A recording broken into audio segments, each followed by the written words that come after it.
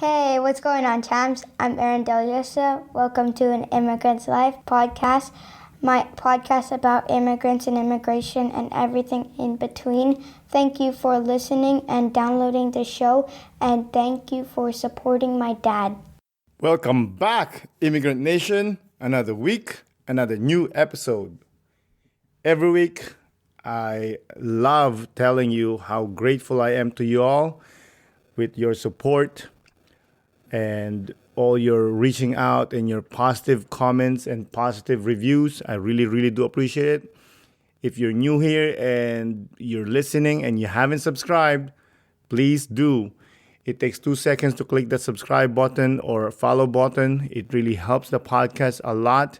It allows us to be featured and introduced to new listeners and allows us to spread the word, pretty much, It means a lot, and it really costs you nothing, really. It's 2 seconds. And if you have an extra few seconds, if you want, you could give us a 5-star rating on Spotify or Apple Podcasts. You can also leave a short, sweet message review. You can also leave a short and sweet review. That really helps also. And if you want to reach out, follow me on Instagram and Facebook at An Immigrant's Life. You can also email me at animigrantslife@yahoo.com. I want to share some personal stories to you because some of you guys have been reaching out and saying like I should share more stories.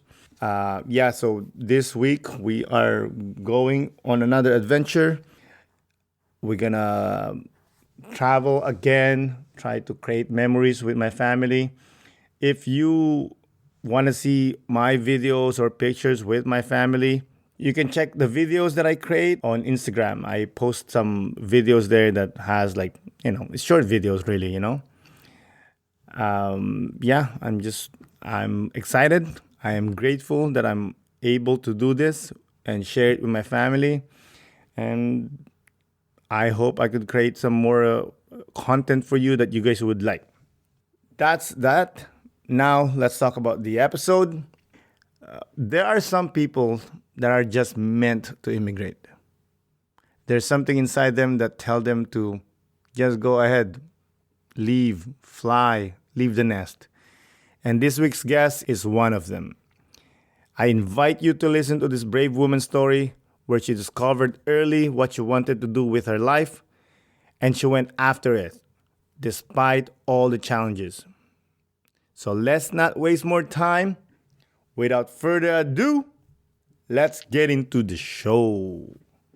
Isa, dalawa, tatlo. Today's guest is the girl with a contagious smile that is as beautiful as Pooja Gupta.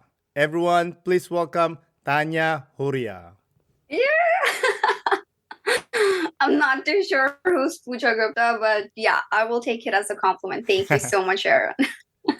You're welcome. Thank you for coming on the podcast.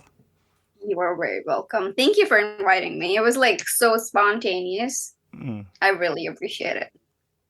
Yeah, I mean, I don't know how I saw your account on Instagram. That's because that's how I usually get my guests, through Instagram. Mm-hmm. I think I followed you, and then you sent up a follow-up message like, hey, thank you. And then you were just kind of chatting, and then you approached, and I was like, yeah, hell yeah. Oh yeah, I'm very chatty. And I also do that too. If somebody follows me on Instagram, I usually send them an email message saying like, hey, thank you for joining the community. And if you need anything, let me know. And I don't know. I appreciate when somebody follows me, No, actually, Aaron, that's I think a really good thing. You wouldn't see a lot of this it's more like you're building your personal brand, and I think it's more like customization, and it's very good. It feels like you're you're being respected even on online platforms. So it's very personalized and very heartfelt when someone sends you, because imagine you're amidst of everything, and then even the admin is seeing what is doing, or if they're following you. So yeah, that's nice. Thank you. I mean, I'm not that smart. You made it sound like I was smart. I don't plan things. I just think of things and then I do it. Well, it's efforts, right? Yeah, that's one thing I like. I like the connection. Mm-hmm. Like some people tell me like, "Oh, you're building a network." I'm like, I guess you can say that, but for me, I'm just like talking to people, and maybe someday I'll visit their city and I'll say hi to them, maybe share a beer or two. Mm-hmm. And I think it's nothing is bad about building a network, because if you see, um a lot of people on Instagram are actually building a network Hmm. even if they don't know they are, because once you like, I guess like a lot of people back in the days, they had their Facebook profiles like public. They didn't even know that a private icon does exist, right? And Hmm. everybody was public. Anybody could see their pictures and photos and videos. So it's like anybody can search you. They can like watch your profile, see anything. So yeah, that is building a network. Just because building a network is really connected to someone on LinkedIn and approaching you with like, like recruiting and stuff. Mhm. But network is still like network. Yeah, yeah. Well, no, I'm not against it. I'm just like I don't think of things with an intention. I just do things because I want Oh to do yeah, it. for sure. Like I But started like, the podcast. I started the podcast because I wanted to start a podcast. yeah. You know, if something comes out with it, awesome. If not, I'm cool too. I love doing it anyway. Yeah, but like, sometimes people like, majority of them, they don't understand that even if you have like good intention, they must ask you like, what's in it for you? Like, what's actually in it for you? Like, why you're taking so much effort and your time? Like, just tell me what's in it for you. And you would be like, no, nothing. It just gives me pleasure, right? Yeah. Talking to people, making new friends, and then that's how it goes. Yeah, it's funny you mentioned that because it reminded me of something when I was just starting, and I'm talking about starting, Mm-hmm. like maybe second week or something like that. I Mm-hmm. kind of like running out of people to talk to Mm-hmm. because I'm a bit of an introvert. So I was Mm-hmm. just like how I do now, like I approach people like you on online. But that was my first time I was approaching people, and I approached this woman and I was like, "Hey, would you like to come on the podcast?" And she's like, "Oh, okay, yeah, sure." What did she say? She said, "Oh, how much are you gonna pay me?" Excuse me? You're Yeah, not a celebrity. I was like, "Oh no, I'm sorry, I'm not that big yet. I was just hoping, have a conversation with you or whatever." He's like, Mm-hmm. "Oh, okay, well, cause it's my time. It's gonna cost me time, and I'm gonna lose money with them." I'm like, all right. Well, I'm sorry for bothering you. I'm gone." Wow. It was just, but the thing was, I've been I've been fortunate that people have been so gracious like you. When I reach out, like most of the time, like most of the time, they say yes, and which I'm grateful for. And I think like a lot of people, they don't understand that they do have some really inspiring stories. Like, of course, everybody has a you know, unique story to them, but a lot of times when we are like with our friends or family or someone we know from work, we particularly don't share like what we have been through, because nobody wants to talk about it, right? Hmm. We just talk about like well, whatever is happening at work, or how is our family doing, and all that normal stuff, right? When people say, yeah, I'm fine, but then the actual story behind the word fine, and like, I think it's really important to like take it out and tell it to people, so that like you can be released and other people can benefit from it, because they must know and they should know that it's okay to feel something that you're also feeling. Yeah, I don't really like using the word, but like, for the lack of a better word, like inspiring people. Like, oh, if Tanya could go to Canada and do all this stuff, maybe I could do it too. Exactly, right? And then um it's all like nuances behind those small and little things, but like I think it's good that people let it out, tell it to like the world, even if they're sharing some details. I think it's good just because like you're sharing something that you have been through. Like it is a part of your life. It has Mm, shaped you in mm, some certain way. definitely. So, and people should be just like they should be proud of, like, from where they have come, what they have become. I think they should be proud, because if that thing didn't happen, or you wouldn't be the person that you're today. So it takes courage, and it is a long way. So I think people should talk about their stories more often than not. Amen. Before we get in too deep, why don't you tell the immigrant nation where they can reach you? I can be reach out to my Instagram handle. So it's TanyahUrria. That's it. Okay, perfect, perfect. All right. Speaking of stories and background and whatnot, let's talk Mm-hmm. about a little bit of you. I know you're from Delhi, India. Mm-hmm. What brought you to Canada? So I think that's a really funny question. Um, I've born like like I've grown watching like I've like literally grown up watching Disney, and then all those like movies, and some sort of like you portray a life, right? Like um I'm not saying like India is not a land of opportunities. It's just like you have a different perspective, right? Hmm. And everybody I knew, either they did have like they had some cousins who were like overseas, or they had some uncle or aunt, or yeah, some kind of like third cousins and so on.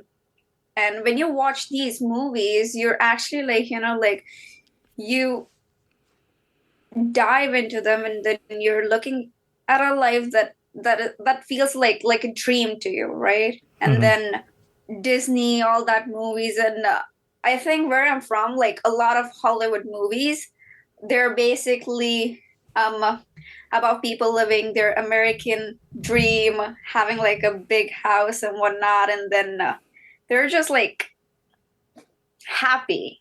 And Hmm. like overseas, they have this amazing life, and then they're smart, they're sophisticated, and they have this amazing community around them. Yeah, minus the toxic relatives. So yeah. So ever since I was in like, I don't know, like grade 5 or grade 6, I was like I would tell my parents that I'm gonna go to like, I would say like I'm gonna go to Canada just because my uncle was here, Hmm. and then Canada seemed like a viable option, right? And I was like, okay, I'm gonna go to Canada, and then ever since that, I was just like focused on coming here. I did my grade 12. After that, you have to do like like English examination. I did that, and then I started filling out like college applications. Um, I received the offer letter from SFU, and I did receive the offer letter from.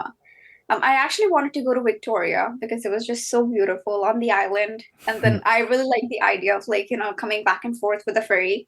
Hmm. I did receive the offer letter from the University of Victoria, but that didn't happen because um, the relative I had here was on the lower mainland. So yeah, Okay. SFU kind of made sense. Yeah, and then I boarded a flight, and ever since I'm here. When was that? Back in 2018. Okay, so fairly new. Fairly, yeah. I would be completing my fourth year this December. How's life in Canada? Did it exceed or did it not exceed your expectation? Um, I would say like the first few months I was like really homesick. I Hmm. missed everything about home. So when I say home, I technically do not mean that I missed India. I just miss the food. Hmm. Um, I just miss the atmosphere. I would like I still remember like how my street smells. The Hmm. street, not the house, the street. And then where's everything like in my locality? So I just missed that surrounding. So I missed people, I missed my family, I missed food, but I just didn't miss you know the um space as a whole. So because I would still find it here. I didn't miss the traffic.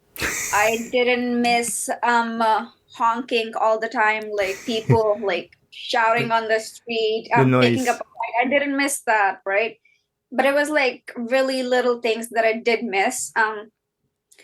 So I actually went to India like after completing 2 years. And while I was there, I was like, I need to go back. Like, I don't know, like I had something that was still like, left in Canada. Hmm. And I was just still a student, but I felt like I just need to go back to Canada because even after coming home, I didn't feel like home. And this Hmm. is such a like it's a very like this is a feeling I cannot put in words because I was like 19 when I left my home and moved to a brand new country where I didn't know enough people. Hmm. And when I came back home back in 2020, it just didn't feel that I'm home. Like, of course, I had my mother, I had my brother, I had my whole family, but it it's it's still like it just didn't like fit in. Like maybe Yeah. I was the wrong piece of a puzzle that just didn't fit in. Yeah. Because you're different now. You saw the other Yeah, side. and then I came back to Canada and I was like, wow, like the moment I stepped out of the airport, I was like fresh air. It's just like little things that I did miss because, Yeah. and I no, see that. I understand that feeling. and then there was like no blaring of horns on the time, like on the highway or on the road. So yeah, it was like No one's noise harassing pollution. you in the street. Yeah, so like noise pollution from here, it went down to here. Mm-hmm. Exactly. I Yeah. remember when I moved here back in '03. I After 2 years I went back to visit the Philippines, and I remember I felt the same thing. I came home. I was supposed to be there for a month. I think it was no 4 weeks. Yeah, same. I think I did the 4 weeks too. The third week, I was like, I'm done. I want to go back to Canada. So I was like, I cannot handle this anymore. I can't. So I went back home. I landed in BC Mm-hmm. because that's my entry point. And I always remember I was holding my card and I gave it to the custom lady. And the lady said to me, "Welcome home." And then I said, was just from home. That's Philippines. And I was like, oh, this is my home now. Mm-hmm. It still took me a while to feel like Canada's home. It took me a while, but Mm-hmm. yeah, it was just a weird thing. Did you have that experience too? Like, so before that, I was like really homesick, right? So I went back to India because I was like so desperate. And while there, I was like, okay, this is not home. This doesn't feel like home. And then I came here, and after that, I was like, okay, like, this is my life. Um, uh, every morning, I have to get up myself. I have to make myself ready. And this is it. Like, this is that thing that I really wanted since I Hmm. was a kid. Yeah. So because a lot of times you put like so much expectation into something that you haven't even experienced it. When I was like in grade like I think 10, everybody would ask me, so how's your prep going, like for like English classes and everything, and did you apply to universities and everything? And I would be like very um happy about it because, I was doing something that most of the parents said no to their kids. Like, not every parent is like very comfortable sending their child to, some first world country alone, right? Because you and I, we come from third world countries and we have seen like, a lot of disruptive things going around us. And when our parents take up the courage to send us alone, it feels like, it just feels like, they're losing a part of them because they can't come with us. And it was like, I was like really proud, and I was like, I was so grateful for my parents to send me here. And after I was homesick, I was like, I have to make it work. Like, by any case, like by hook or crook, I have to make it. I have to make it here. I have to make it work. This is the decision that I made, and I cannot regret it. So amazing. It's expensive to move to Canada, so your family's probably doing okay in India. Yeah. So we're comfortable, I would say, because we belong from a middle class family, right? We're not super rich. We're comfortable because ever since I was a kid, we would get everything from our parents, like everything. Like it was like, I would say, like better than the other families because everything I and my brother asked, it was like on the table for us. And even sometimes, like, I still remember that my dad, he was a government employee at that time, and he would usually come around like 4 or 5 in the evenings after work. And then, he would call me and ask me like every day, like before he came home and after he left work, he would call me like, hey, do you guys need anything? And then I was like, like I was always crazy about like stationeries and like colors and paints and everything because I was like really creative. Yeah. And then I would tell him like, like go, I need to get this book or something. And then he would come home and then he would say, oh, like it was sold out and I couldn't find it. And then like before I would go to sleep because I was like beaten up because, I told him to get me something because he asked before and then he didn't get it because it was not there. And then right before bedtime, he would like, pull out from the back and he was like, yeah, here it is. And it was like, so like, it was just the moment at that time. So I love this dude. He's torturing you. I love him.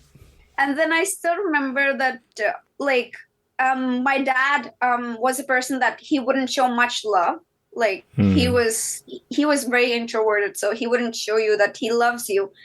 But I would say like, the small things that he did for people, it was like more than the words, it was the actions. Yeah. So I think one time I saw this book, it was I think 365 days of summer, in which it had like different activities for the season, like winter, summer, fall, and I think spring. It was like one more spring, yeah. And then I saw this in my school library, and then I issued the book, I think, for 2 weeks because that was the period you can borrow it. And I told my father that, I want to get a book because back in the days, we didn't used to have like internet or Amazon. So I still remember that, my father went to like every bookstore in our city and he tried to find that book, but he couldn't. But I still like had so much respect for him because he would always carry that book in his bag every day so that after work he could go and find it. So it was just like amazing, like how he was like, well, I can't like, I can like put my finger on that word, but he was like very dedicated to find that. Yeah. You're a spoiled brat. People do say that I am spoiled, but but I would say like, but my parents raised me good. I would say that. I know. I'm just busting your balls. It's of Yeah. course, he's the you're the daughter, and that is gonna give you everything as much Yeah. as it can, right? And I was like a good student. So um I was like a scholar, like Hmm. 3 consecutive years. And my father would be like, like full, like he would be bursting up with pride. And then even if I would ask him like something, it would it would always make sense that I'm asking for a thing, and it would like be something that I needed, not like, oh, I need like this toy, or I Hmm. need this like, I don't know, like PS, PlayStation or something. No, I would like ask for like books or like stationery. So it was like reasonable. No, no, for sure, for sure. Let's go Yeah. back to Canada. Yeah. When you came here, other than obviously homesickness, did you have any culture shock story? Cultural shock. Yeah. Mm. Any, like there's situation that you're like, oh yeah, I'm not in Canada anymore. I'm not in India anymore. I'm in Canada now. Yes, actually, I was a student back then. I was doing part-time job. Um, so where I was doing part-time job, the hours, like, they eventually decrease when we move from like fall to winter, because there's not enough like, work. So I was working in Home Depot at that time, and then my hours would decrease during winter because nobody's doing their projects. So Hmm. at that time I was really looking for something to work part-time. And I got my security license just because it was like really flexible, and I would pick up shifts whenever I wanted to. And then if I had like work or assignments, I wouldn't take up the shift. So I still remember it was like, I think daylight savings day or something like that. I still remember because we had a concert. I was working in Woke Theater down in Granville Street. So we had late night concert, and then I think it ended with everybody like asking them to leave and everything. So I think it ended up like 1:30 ish, and then at 2 the clock changes, right? Hmm. And then I was sitting, like, there's a night bus from Granville to Surrey Central. So it takes like about like 1.5 hour or 2 hours just in transit because it's nighttime, and then the bus goes slow to every station, right? So I I just remember that I was looking at my phone, and then the time changed from like 2 to 3, and I was like, it was just 1:30 before, now it's 3. And I couldn't understand, and I didn't even remember that it was like daylight savings time. And then I reached home, and I was walking down. It was like 3:30 in the morning, and I was just like walking down on the street, and I thought to myself, like, if I was back in India, this would not be happening. Like, Hmm. my family wouldn't let me work past 11 or 10:30. Hmm.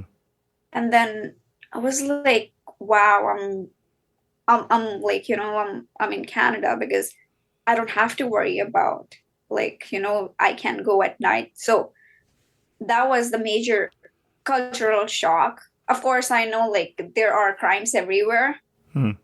and then you don't know, like, who's hiding behind the bush. No one's hiding in the bush. No one. No one's hiding. But still, you never know. And I Hmm. didn't carry like pepper spray or beer spray with me, and I was like walking down the street going home. So at that time it really hit me that, wow, I don't need to, like, think all those things, because I was still thinking if I was in India, this wouldn't be happening at all, Hmm. at any cost. Hmm. That's not gonna happen. You're gonna end up somewhere, and someone's gonna drag you. Well, it is the possibility. Yeah. And I Yeah, don't that's think like um like my family, or like families of my friend would let their kids be like out of home like past midnight. hmm. You Yeah. said you were working as security. Yes. Was there like a training that you had to do? Did you have to do like jump through ropes? I Or you said just, security, not like army. I don't know, like, it's like you, I don't know. What did you No, have to do? I was like very lucky actually. So long story short, I applied to like so many security companies, and then they were like, oh, like, like, how you're gonna handle people, because I am like, what, 4'11". They were like, okay, and they wanted to reject me, and I was like, whatever, I'm still cute. So this company hired me, and then it was like even security. So all I had to do was like check bags, and then enjoy free concert and stand-up comedy. And I got a chance to like meet Julia Michaels, um Conan Gray, and Boney M. Can you imagine? Nice. Not Yeah, bad. so, right. Yeah. And then yeah, that's the whole thing that I had to do. What was I the w- most, let's say, other than those three people, Mhm. was there a band that you were like, man, I'm so lucky I met this band? Band. I didn't take up much shifts Oh, because no. yeah, so I used to work at Vogue, and then we had our different location. It was down in Capilano Bridge. Hmm. Yeah. Was it challenging for you to make friends? Um, I I wouldn't say that, because I am a little bit of introvert. Hmm. I am very quiet with people that I don't know. Hmm. And once I'm like very warm around them, I'm comfortable, I start speaking. Like I would like start speaking back and forth. So I'm like kind of like in between, like ambivert. Hmm. I am really shy, but yeah, like it's something that I like, because I am like usually quiet in the situations where I need to be. And Hmm. I'm crazy like when I know, like, okay, this is like a group of people that I can be, Hmm. comfortable with. Yeah. So I would say like not really. Okay. Yeah. Mm, most of your friends, are they South Asians or Indians, or are they a mixture? I would say they're a mix, Nice. because a lot of people, they mistakenly take me as Hispanic, You do have a Brazilian. little bit of like Hispanic look. I'm Brazilian, and then they would like, "Hola, amiga," and I can't. And sometimes they do think that I am Hispanic, but I'm whitewashed, right? Because they're like, "Why you're not speaking Spanish, or why you're not speaking Portuguese?" And I'm like, "Because I am neither of them. I don't know how to."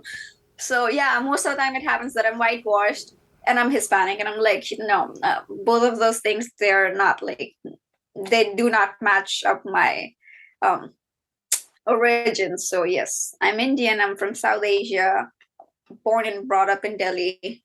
And then they're like, "Oh my God, but like your English is so good." And I'm like, "Yes, like thanks to Disney, and thanks to like Snow White, and like, Tinkerbell, because those are the shows that I watched." Yeah. Yeah, I used to watch those shows. That did you always want to speak English? Um, yeah. And the good thing is like, I really picked up the accent very quickly. Hmm. So I didn't have to like, work so much about it. And because I think a lot of people, what they think is like, if you have like, friends from this region, or like if you have Canadian friends, then you're gonna pick up the accent. But it wasn't in my case, because we had like a lot of people around me, and then they were from mixed immigrant culture. Hmm. But I still like picked up the accent. So my accent is like mixed up everything. It's not like particularly Canadian, it's not like British, it's not um like heavy South Asian accent. It's just like a mix of everything.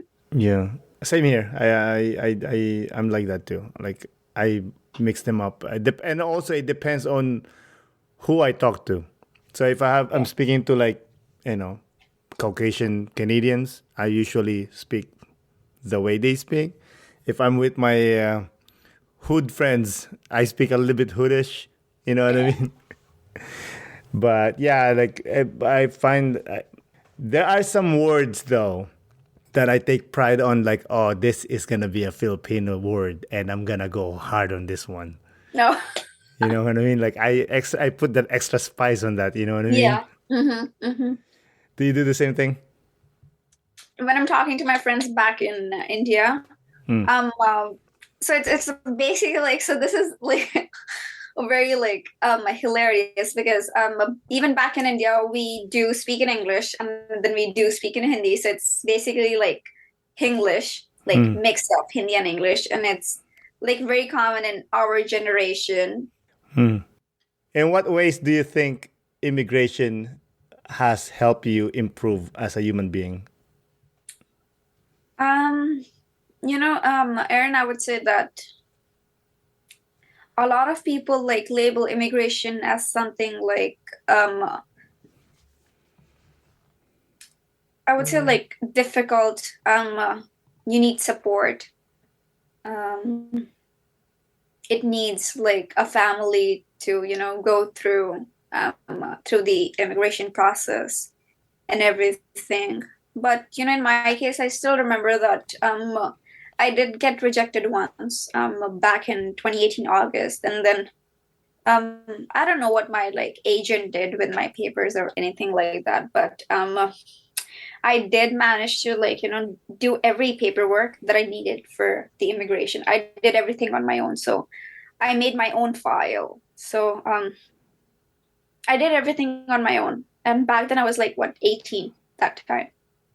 And then all those documents I prepared myself, and I take real pride in doing it because it shaped me into an individual that would like later on take more responsibilities, because Canadian immigration is a big thing, because being the first kid going out of the family into a new setting takes up a lot of courage. But I would say that those small things that I started doing right before really helped me. So when I came here, I actually like I didn't know like how to take a bus or how to make a bus stop, because back in India, I have never really traveled in public transit buses. Like the only bus I traveled was my school bus, right? And the driver would know where my home is, so he would like actually stop at the bus stop. But here I didn't know, and then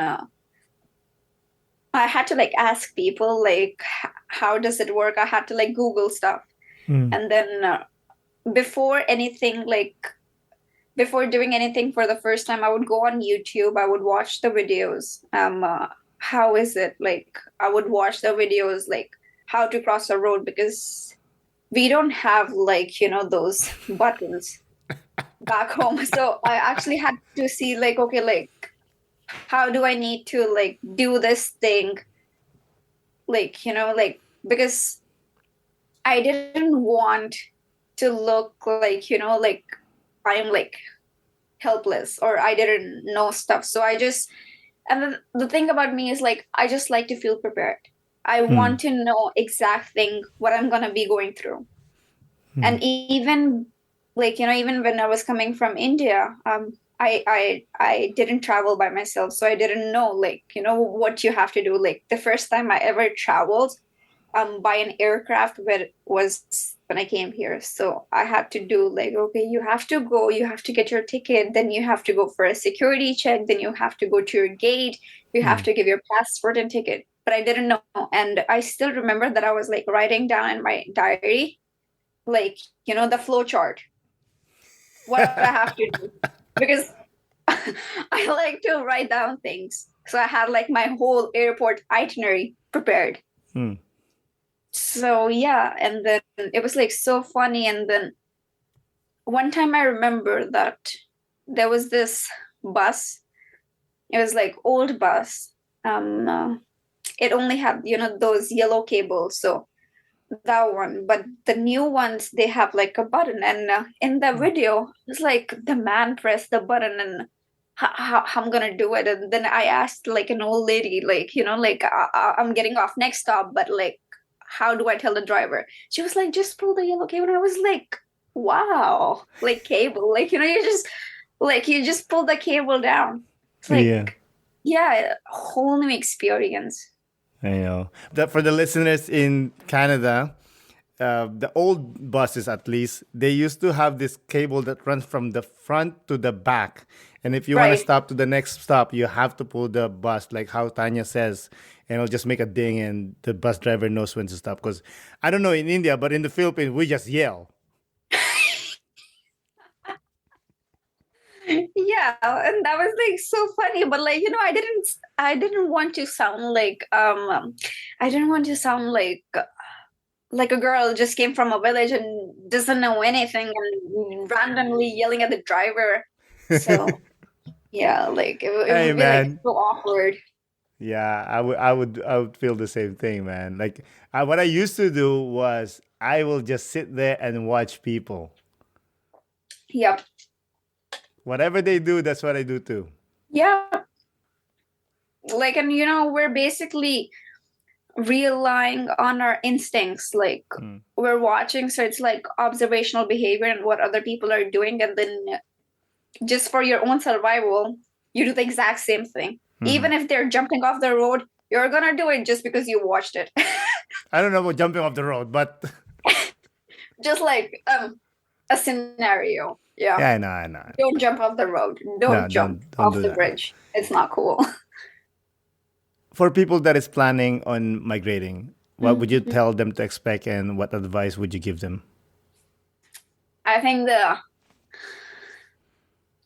the best advice from my side would be, don't um over expect and don't under expect, because a lot of people from our countries that think like, oh wow, like, you're living in Canada, like, have you saved that $1 million? Are you driving that red Ferrari? Like, do you sleep a bed full of like dollar bills? And like, when you talk back home and you're like, no, I'm just like, like, oh, I'm at work, like, oh, I'm just busy at work. And then they're like, you're always at work, you must do something like, really important. And I think it's very hard to make them understand that the life is like, it doesn't stop at all. Like, it is very fast. Hmm. And then you have to do everything on your own. Even if you have a family here, I would say, still everything is like so fast. Like, so fast. And then people back home, they just think like, we're swimming in $1 billion lake, which is not the case. And they're like, oh, they're gonna come home, they're gonna bring like Gucci, Louis, and Mm. then those, Prada, Snickers, and it's not the case. Like, Mm. we pour our blood, sweat, and tears and make that money, and it's not going in that luxurious brand that you were mentioning. Mm. So, like, I do remember my friends were like, oh, can you bring that, like MAC lipstick? And I was like, yes. And I did take the smaller, like, this pockets, and I was like, I'm not buying you like A like the full box. lipstick. Yeah, like they wanted like a whole makeup box, and I was like, like, I am still international student, I still need to pay my bills. Like, you should be glad enough that I did get you something. I know that's so weird. Let's change topic a little bit. Mm-hmm. So you said you were a concierge.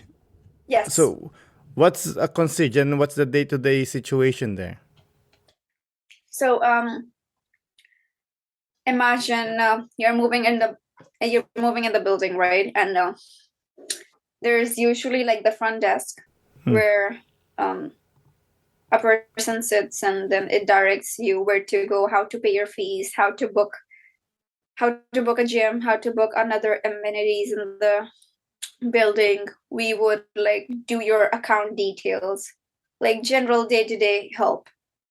So you can call us anytime and ask for any question, including the very silly questions, I would say. So yeah. But I do love my job. It's something that, I love working there. The residents, they're like always so sweet, so nice. So yeah, like that's the one thing that I like about my job is that it's like directly related with the people. So How do you get into that work? um I'm glad that you asked, but because uh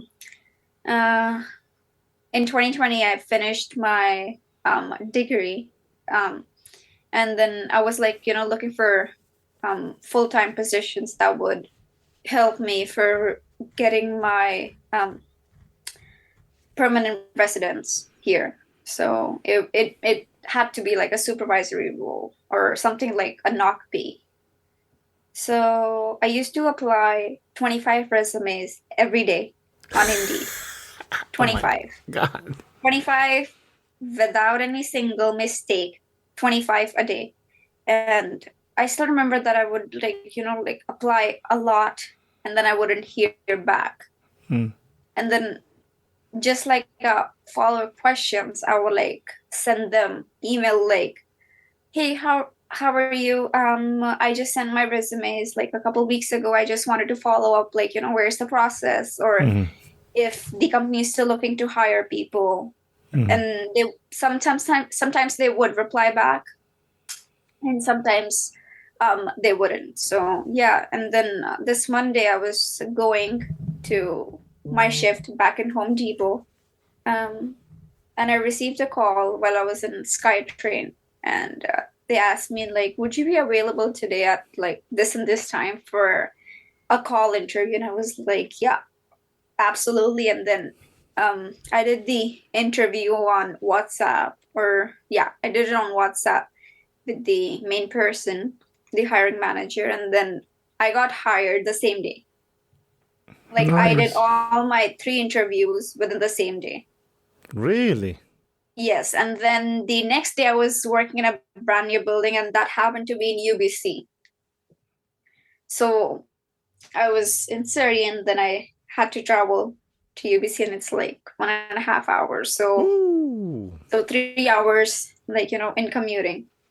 But I loved my job there, and it was like it like changed me as a person, because what I was doing in Home Depot is like very different, because you're ringing up people, you're like like you're checking them out, and then that's all, because like customers come, you check them out, and yep, end of the story. But like while I was a concierge, you build on that, like those relationships that they would see you every day, and it's more like you're reading their behavior, and then you build onto that going forward. So yeah, I like made amazing friends from that UBC community, and then I think after like 2 months or something, I got promoted for the head concierge role.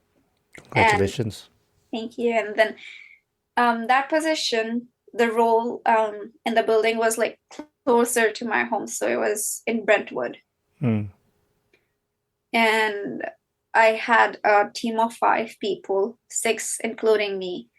And then my responsibility was to support them, help them, teach them to do things like daily tasks every day, and also like supervise them, coach them.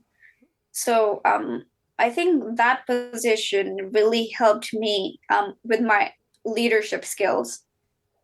And then it would also like, help me in a lot of things, because everyone, the management company and everybody, like they would be like, okay, like, like address this to Tanya, or like approach her, because we did have like a supervisor there, but like everybody would be like, oh, Tanya, Tanya, Tanya. And then I think it really brought out my responsibility, because I was the face of the building there. Do you get tips?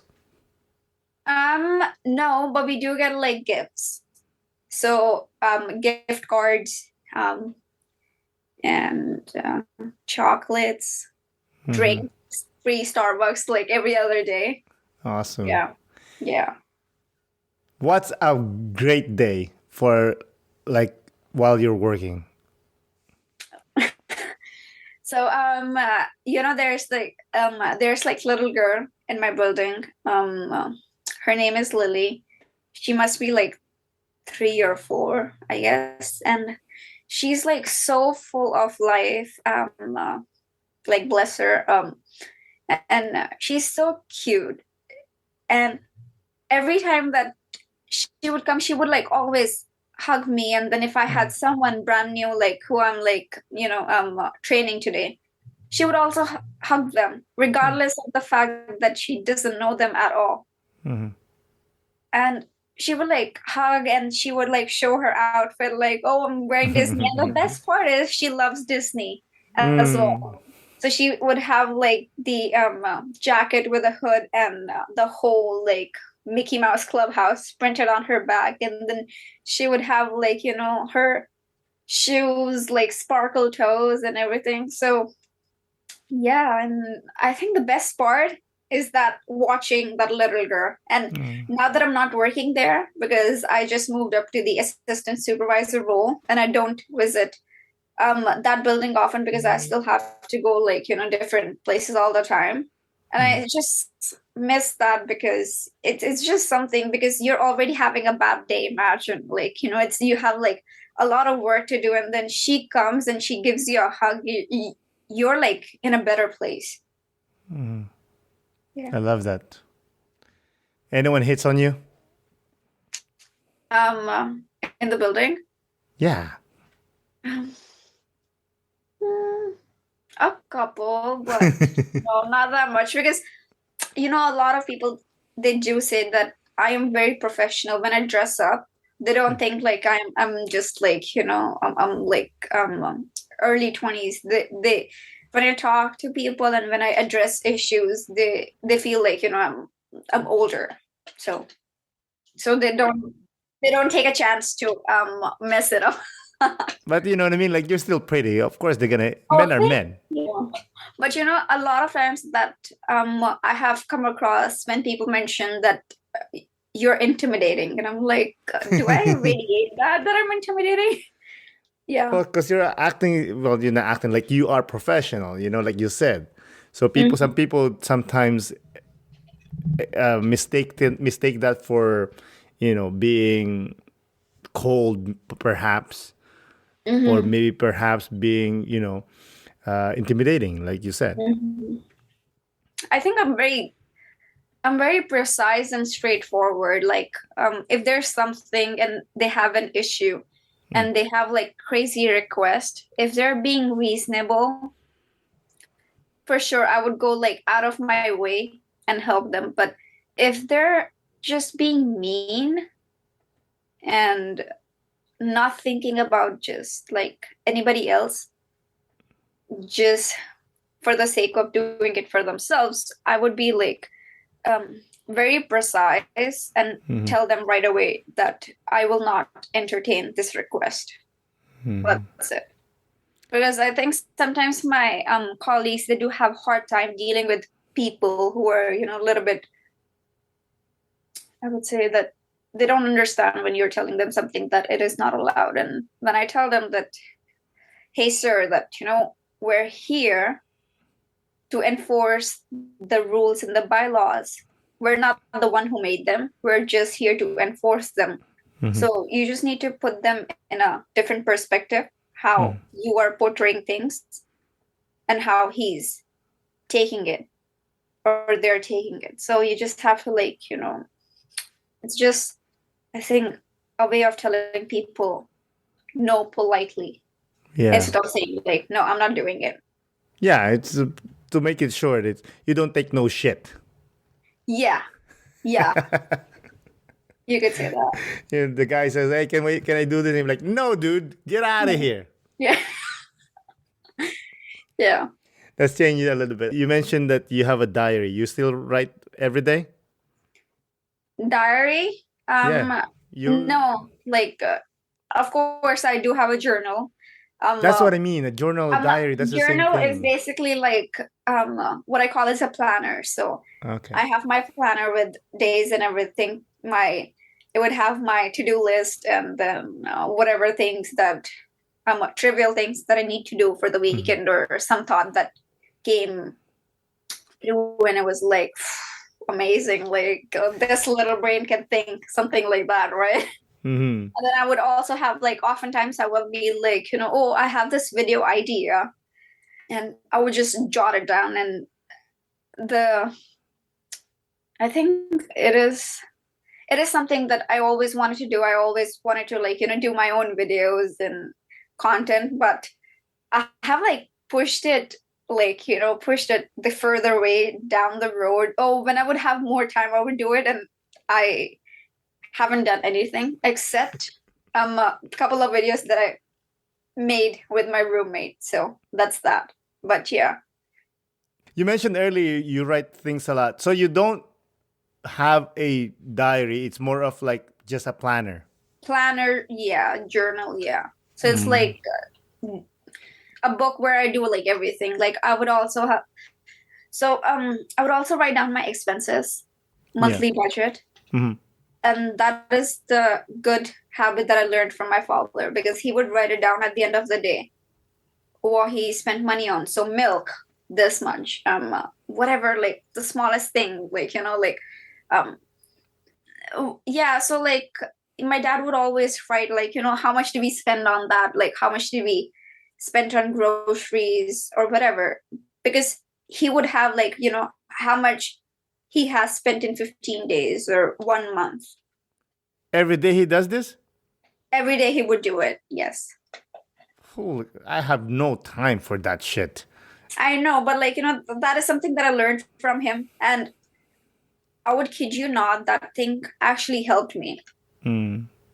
Because when I moved out on my own, I still had to figure out how I'm going to do my rent, how I'm going to do my groceries, how much cash flow do I have, and how much is going out of my pocket, and how much I am saving for my emergency fund. So I think, like what my dad used to do, now I'm actually like practically using it. And it has helped me a lot. Like for sure, you can download some app for noting down your purchases and everything. But I think like when you actually write things down, it kind of makes sense, because you would know that, oh, like, I spent $30 in like, I've spent $30 like for the past 5 days. Like every day I would spend $30, and it was just like what, on McDonald's or Tim Hortons. And it would like actually make sense, because you just need to do groceries and you need to do meal prep. So those little things would actually make a lot of sense, like in a large period of time. Yeah, I mean, budgeting is so important. It's the one thing I thought my kids, like, they're still young, but I'm like, hey, this is what you have to learn, because You this is have so kids? important. Yes, I have. I have two. Wow. I think we're there. So before we close out, do you have any last remarks or anything you want to say or add? I think people should actually step out their homes and go to do things that they actually want to, because back in 2018 I didn't see a lot of my friends from school coming here or going to States or US, whatever, I mean UK, but now I see a lot of like people that I knew from school texting me and asking me like, just tell me whatever you did. And I was just like, at one point I was like so frustrated. I was like, one question, $5, two question, $7. Because I was like, I am giving like so much time, like, telling people what to do. And it was just like a joke, but like, yeah, like I would see like, a lot of people are pursuing going out and, like from their comfort zones.